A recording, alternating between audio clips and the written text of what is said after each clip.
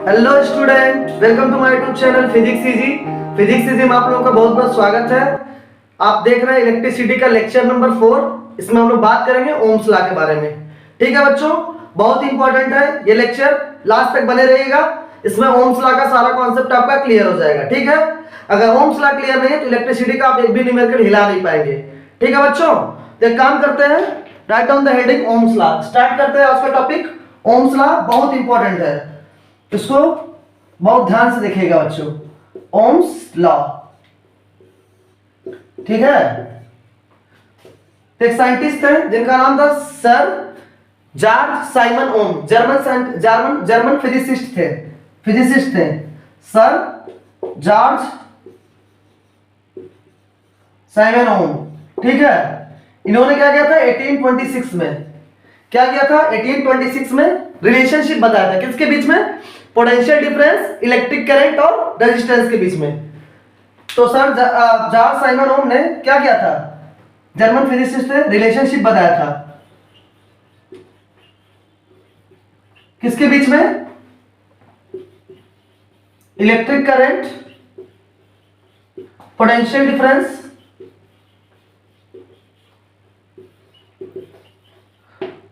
और अच्छा रेजिस्टेंस के बीच में। ठीक है, तो जो रिलेशन निकल के आया था उसी को हम लोगों ने क्या बोला था, ओम्स लॉ। उसी को लोगों ने बोला था क्या, ओम्स लॉ, ओम का नियम। हाँ, हम लोग भी ओम मंत्र का जाप करते हैं, ओम्स लॉ। ठीक है बच्चा, तो ये निकल के आ गया। ठीक है, अब बात करते हैं एक्चुअल में ओम्स लॉ है क्या, इसके बारे में डिटेल में डिस्कस करेंगे। तो एक एक्टिविटी पूछी जाती है ओम्स लॉ से रिलेटेड की with an activities explain Ohm's law, मतलब एक्टिविटी की हेल्प से आप ओम्स लॉ को कैसे एक्सप्लेन करेंगे। ठीक है बच्चों, तो पहले क्या करते हैं कि एक्सपेरिमेंटल सेटअप बनाते हैं। ठीक है, तो ओम्स लॉ समझ में आ गया क्या है, ये रिलेशन है किसके किसके बीच में, इलेक्ट्रिक करंट, पोटेंशियल डिफरेंस और रेजिस्टेंस के बीच में। किसने दिया था, सर जॉर्ज साइमन ओम। कब दिए थे, 1826 में। कहां के थे, जर्मनी के रहने वाले थे, जर्मन फिजिसिस्ट। ठीक है, experimental setup, write down the heading experimental setup.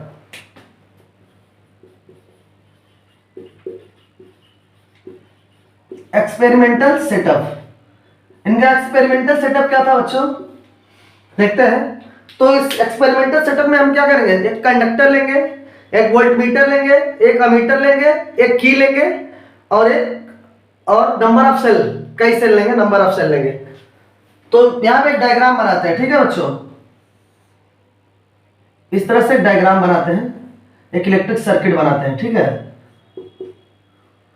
इसको आप लोग अच्छे से बनाइएगा। यहां पे कंडक्टर लेते हैं जिसका रेजिस्टेंस R है, कंडक्टर क्या है AB, इसका रेजिस्टेंस, और इसके क्रॉस क्या है, पोटेंशियल डिफरेंस V है, इसको बोलते हैं वोल्टमीटर लगा इसके क्रॉस।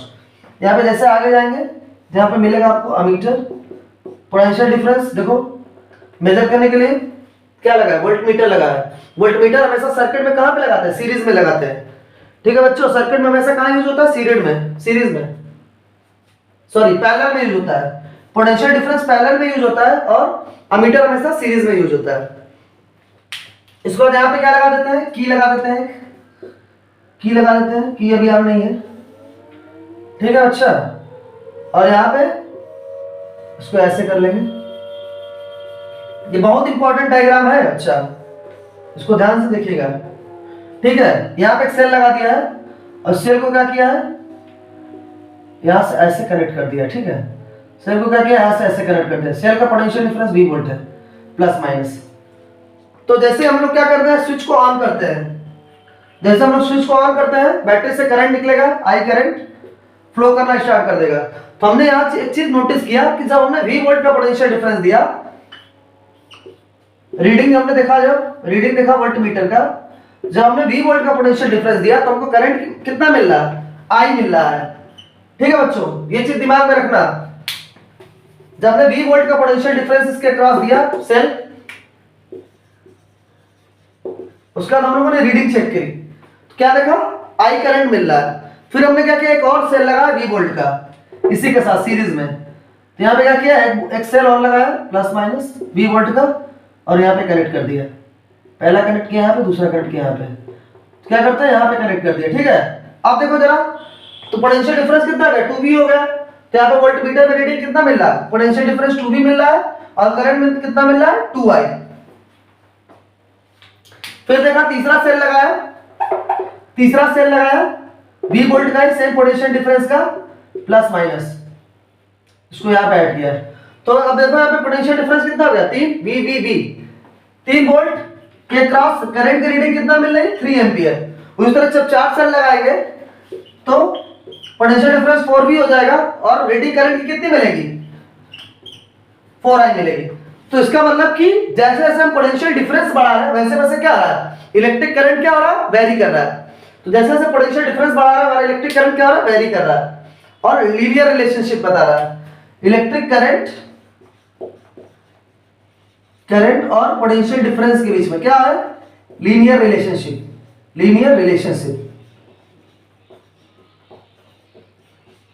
ठीक है बच्चों, यहां पे देखना, एक सेल लगाया, यहाँ पे कंडक्टर लिया AB जिसका रेजिस्टेंस R है, यहाँ पे वोल्टमीटर कनेक्ट किया पैरेलल में, सीरीज में मीटर लगाया, और स्विच, जैसे स्विच ऑन करेंगे इलेक्ट्रिक करंट फ्लो हो जाएगा।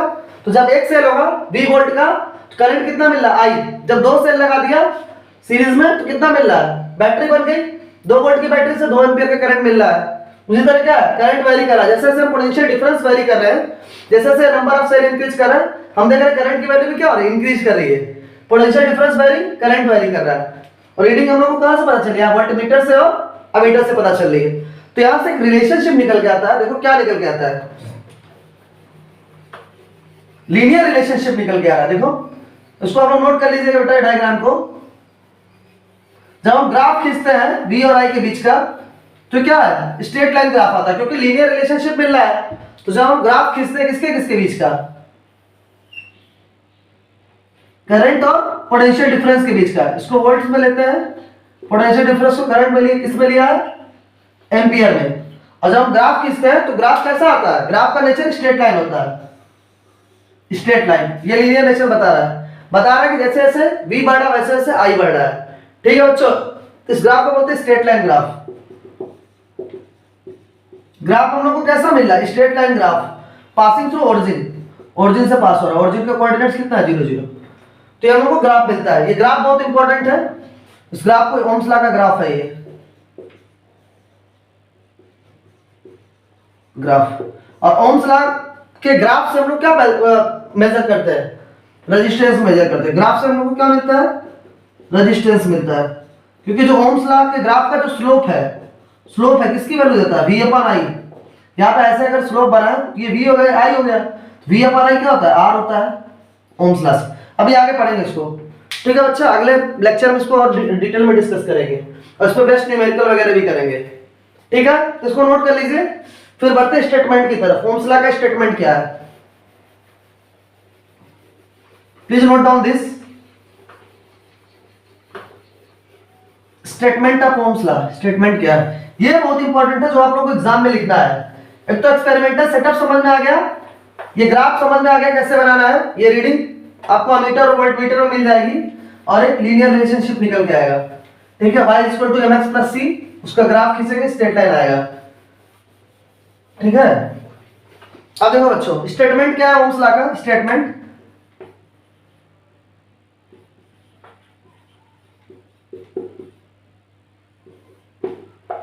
क्या है ओम्स लॉ का, देखो ध्यान से रखना। On keeping all physical condition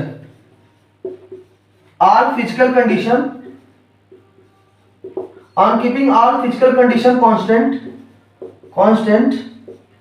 physical condition क्या, टेम्परेचर हो गया, प्रेशर हो गया, वॉल्यूम हो गया, इन सबको अगर कांस्टेंट रखा जाए तो क्या होगा, the current flowing through the metallic wire is directly proportional to the potential difference to the potential difference across its and. जो कंडक्टर के क्रॉस में पोटेंशियल डिफरेंस उसके एंड्स पे, उसके क्या है, डायरेक्टली प्रोपोर्शनल है। कौन? जो करंट फ्लो कर रहा है, current flowing through metallic wire. ठीक है, तो यहां से रिलेशन निकल कर आएगा कि आई क्या है, प्रोपोर्शनल है वी के, या फिर और क्या बोल सकते हैं, वी प्रोपोर्शनल किसके है, आई के। तो जैसे प्रोपोर्शनलिटी हटाएंगे तुरंत एक कांस्टेंट निकल के आएगा, इसको हटाएंगे, प्रोपोर्शनलिटी कांस्टेंट है, जैसे हटाएंगे कांस्टेंट निकल के आएगा आर, तो यहां से v बराबर क्या हो जाएगा, आई इंटू आर। और इसी को क्या बोलते हैं, ओम्स लॉ। इसी को क्या बोलते हैं, Ohm's law. v equal to I R, v बराबर आई आर, v बराबर आई आर क्या है, ओम्स लॉ है। r क्या है बेटा, कांस्टेंट है, जिसको हम लोग क्या बोलते हैं, रेजिस्टेंस बोलते हैं। r क्या है, कांस्टेंट है, जिसको हम लोग क्या बोलते हैं, रेजिस्टेंस बोलते हैं। अगले लेक्चर में रेजिस्टेंस के बारे में भी खूब डिटेल में डिस्कस करेंगे, किन किन चीजों पर डिपेंड करता है उस पर डिस्कस करेंगे, और कुछ अच्छे न्यूमेरिकल करेंगे। ठीक है, तो keeping all physical condition, temperature, pressure, volume constant, the current flowing through a metallic wire is directly proportional to the potential difference across its end, या फिर across conductor। I proportional किसके हो जाएगा, potential difference के, या फिर V proportional किसके हो जाएगा, I के, V बराबर आई आर। जब proportionality constant हटेगा तो यहाँ पे R आ जाएगा, जिसको बोलते हैं हम लोग रेजिस्टेंस बोलते हैं। तो R equal to V upon I, या फिर V बराबर आई आर। यही क्या ओम्स लॉ है। तो पूछे ओम्स लॉ क्या है, तो बता देना V equal to I into R, यही ओम्स लॉ है। ठीक है बच्चों, तो आज के लिए इतना ही। Thanks for watching.